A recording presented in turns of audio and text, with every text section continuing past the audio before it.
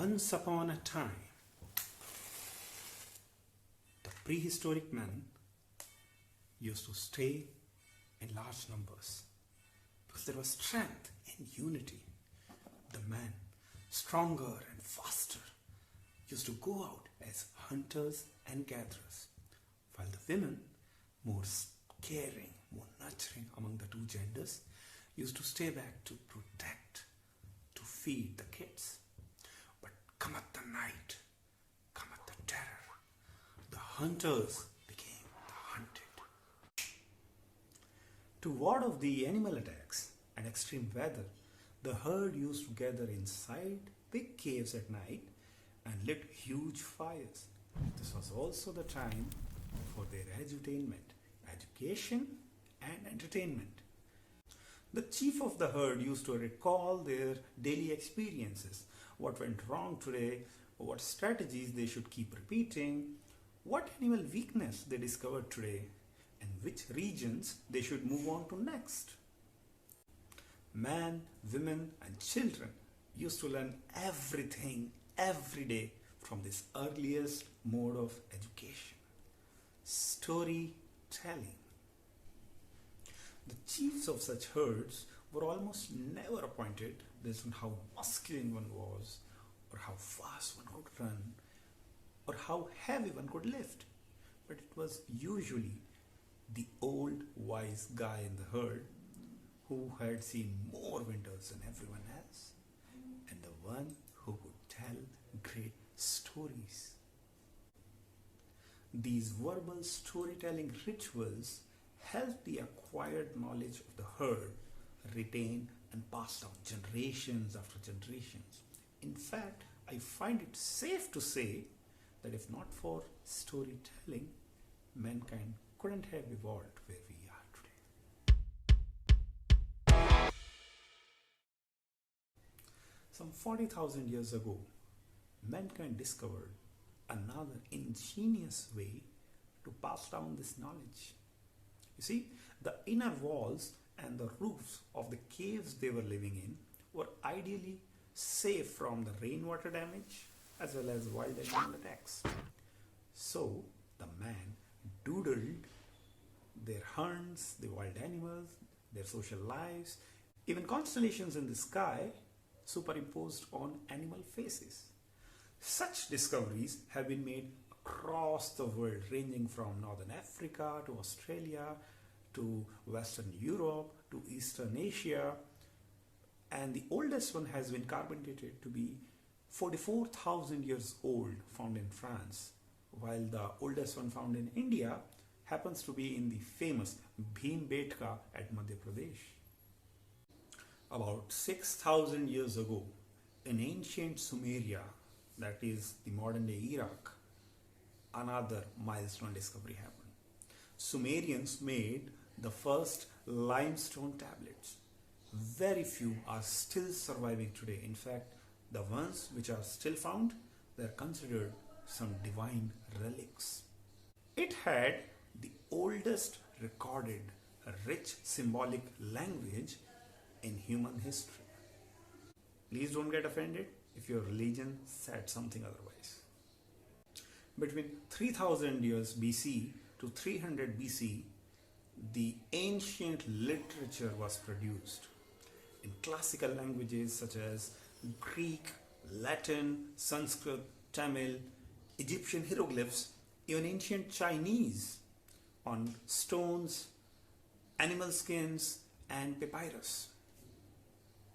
Some of them became the very foundation to the modern fields of politics to diplomacy, economics to espionage, astrology to astronomy, medicine to mathematics, and not to forget warcraft. But none could have been more important to the world than Mahabharata. My grandfather gave me a copy when I was 10, and I was instantly spellbound by reading its gripping plot, the conflicted characters, and the infinite wisdom it offered to every man, woman, communities, countries, even governments. And being a native of the same little ancient town, Viratnagar, I am bound to believe that this actually happened in reality. But even if you take it as a work of fiction, wouldn't you appreciate what a timeless epic it is?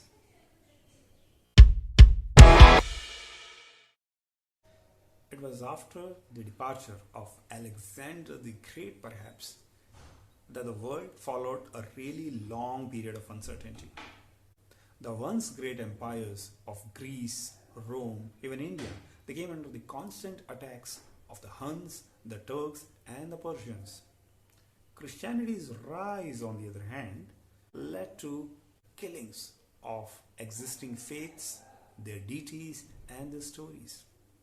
While the Europe burned its pagan heritage, the Christianity had a taste of its own medicine 600 years later with the rise of Islam as a reckoning force.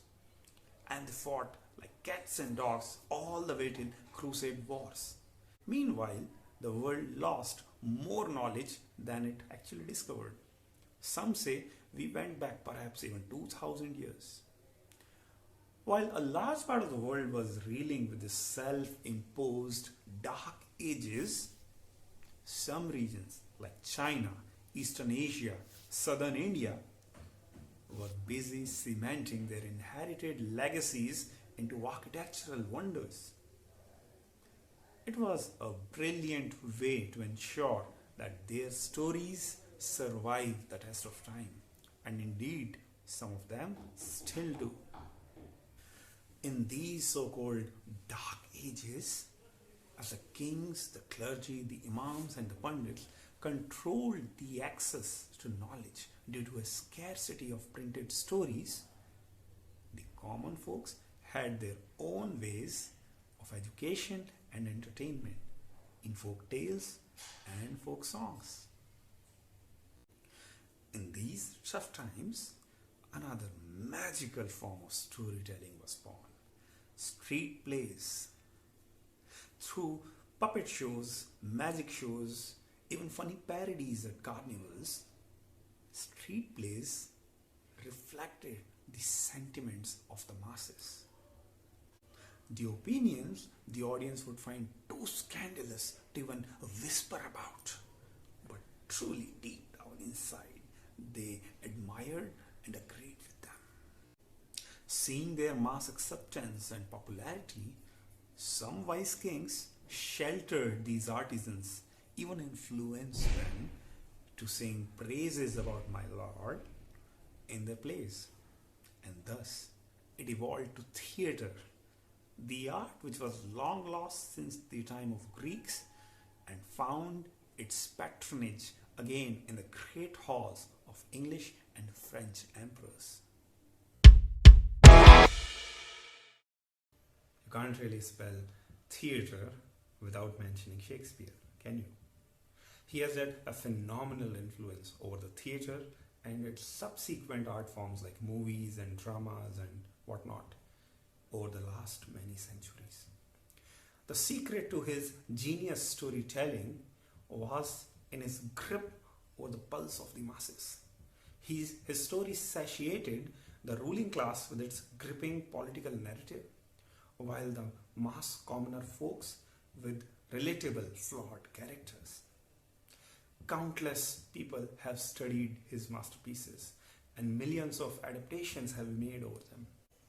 For example, our very own renowned filmmaker Vishal Bharadwaj has made a trilogy of finest Bollywood movies based on the adaptations of Macbeth, Othello, and Hamlet.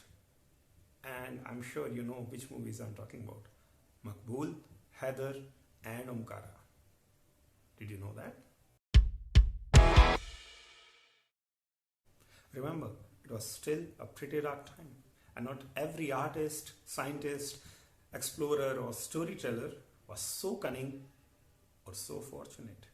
Hundreds were executed on the charges of blasphemy whenever they proposed a new scientific theory.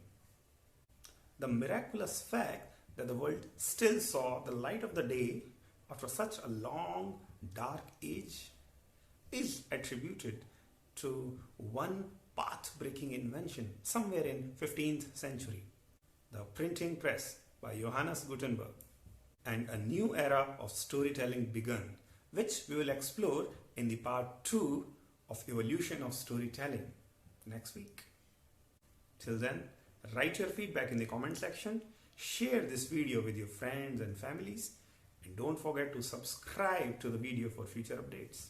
Keep watching The Beginner's Guide to Storytelling.